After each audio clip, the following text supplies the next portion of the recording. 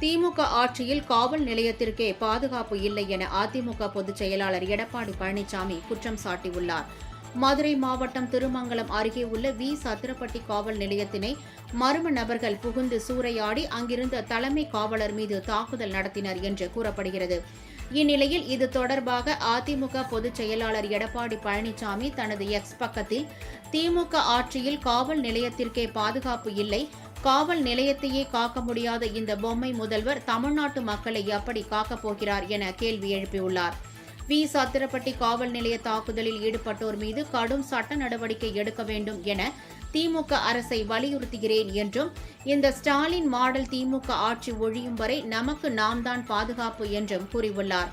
மேலும் தனது அறிவுறுத்தலின்படி சட்டமன்ற எதிர்க்கட்சி துணைத் தலைவர் RP உதயகுமார் சத்திரப்பட்டி காவல் நிலையத்தை பார்வையிட சென்றபோது அவர் கைது செய்யப்பட்டுள்ளது கண்டனத்திற்குரியது என்று கூறியுள்ளார்.